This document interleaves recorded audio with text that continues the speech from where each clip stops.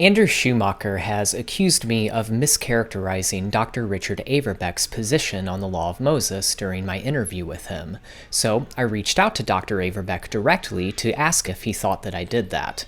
In this video, I'll show you what he said. For context, a few days ago, Andrew published a hit piece video criticizing my use of scholarship. His video was filled with dishonest smears, misrepresentations, and a glaring lack of charity. It was bad.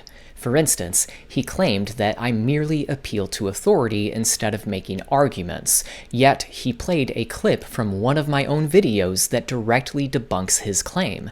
I expose Andrew's misrepresentations and lies in this video here. One accusation that I did not spend much time on in my previous video was Andrew's claim that I mischaracterized Dr. Averbeck's views on the law.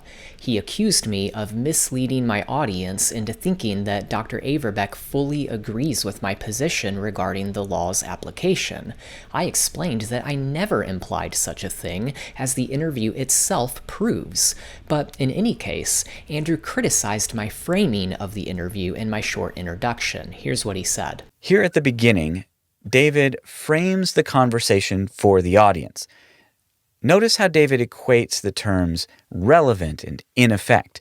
Now, these are not equivalent concepts, and they show that David's equivocating. He's wanting to get acceptance for a term like relevant, but then shift that meaning to in effect in his own actual view. Now, this introduction, of course, where he describes the law as in effect, is not part of the interview itself. You'll see that they use different terminology when he's actually talking to Dr. Averbeck. Once again, Andrew is just lying. He says that I never described the law as, quote, in effect in the interview itself. Well, here is proof that I did. But yeah, you recently wrote a book, and I have it right here, actually. It's a wonderful book, and it's called The Old Testament Law for the Life of the Church, Reading the Torah in the Light of Christ. Mm-hmm. And in your book, you make the case that the Old Testament law is still in effect for Christians today. Can you quickly explain what you mean by Old Testament law? I mean the law that's found in Exodus through Deuteronomy in the Pentateuch, the Mosaic law given in the context of the Mosaic covenant. Yeah, I really like that way of thinking about it. You said we don't read the law to discover whether it applies, but how it applies. Yeah. And I think that is a much more accurate, according to the New Testament and Old Testament way of approaching it. But yeah, it's, there's going to be some disagreement about that among Christians about how the law applies. But that's a much better starting point, I think. And to discovering, how do we apply these texts? And what does it mean to live out the law as a Christian today? Because I think the common approach that I see is just to say that the law is no longer in effect at all, that it's just been done away with or replaced. It seems like one common argument that is made in support of that notion is to say that Jesus fulfilled the law, thereby, setting it aside, making it irrelevant to Christians today. Mm-hmm. And so the law is no longer in effect because Jesus fulfilled it. And we see in Matthew 5:17, Jesus said that he did not come to abolish the law, but to fulfill it.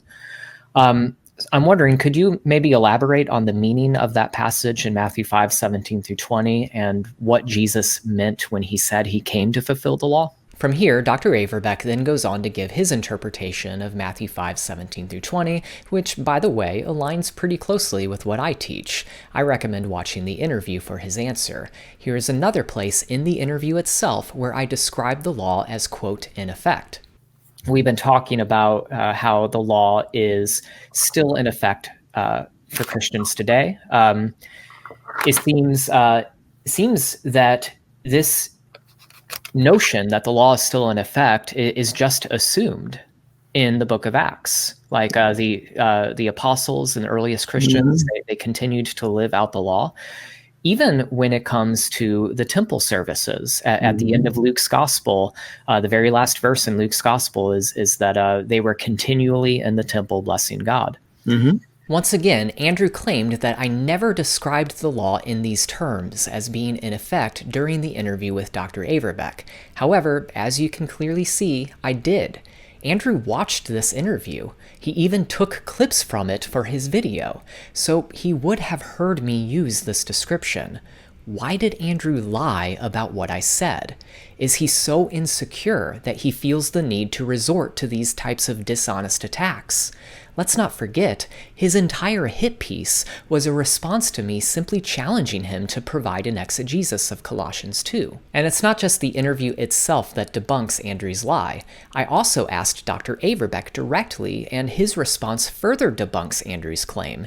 Here was my email to Dr. Averbeck. Hi, Dr. Averbeck. I hope this email finds you well. I'm sorry to bother you about this, but I had a quick question if you don't mind.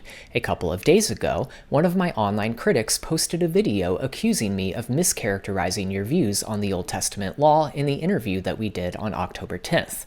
I wanted to ask, do you feel as though I mischaracterized your position in any way? If I did, please know that it wasn't my intention to do that, and I sincerely apologize if you felt that I did. For whatever it's worth, I did not alter our conversation in any way beyond including an introduction where I stated that your book, quote, makes the case that the law of Moses remains in effect for Christians today. This was also how I summarized your position during the interview itself.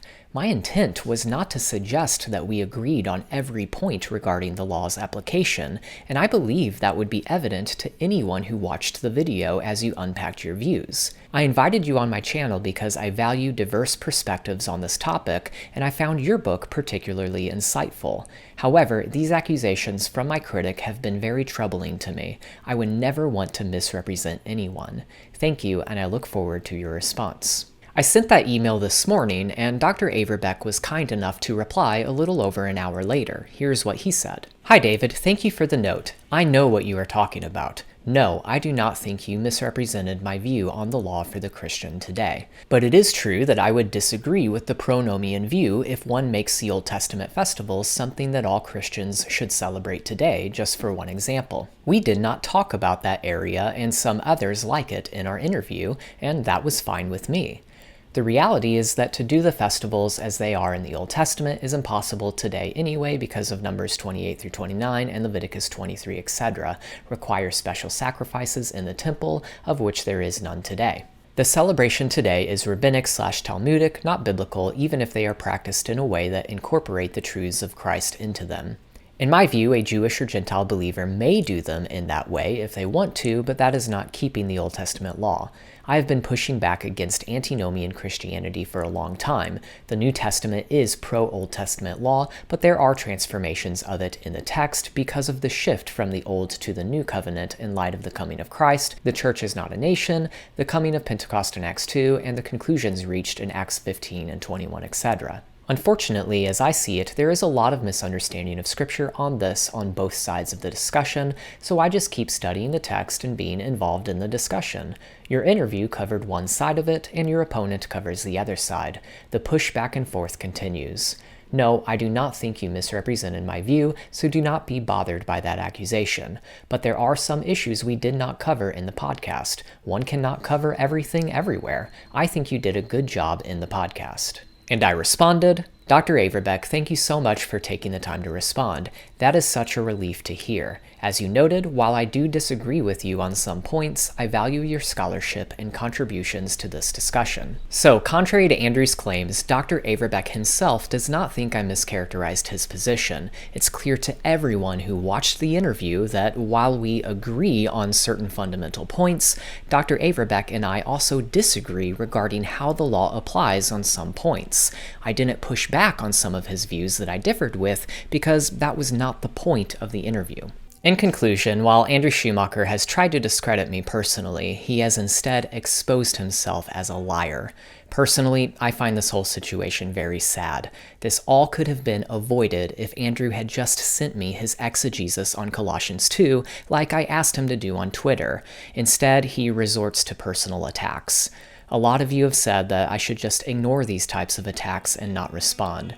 Rest assured, I won't be interacting with Andrew anymore. He has proven himself to be incredibly dishonest and unserious. Hey everyone, thank you for watching this video. If you liked it, please give it a thumbs up and don't forget to share your thoughts in the comments below. If you want to see more content like this, I want to invite you to subscribe to my channel. Also, don't forget to hit that little bell so that you'll be notified when new videos like this are released. One last thing, be sure to connect with me on my website, davidwilber.com. There, you can find a ton of free resources like articles and videos, learn more about the books that I've written, and subscribe to my newsletter to ensure you never miss an update. Again, thanks for watching this video, and I'll see you next time.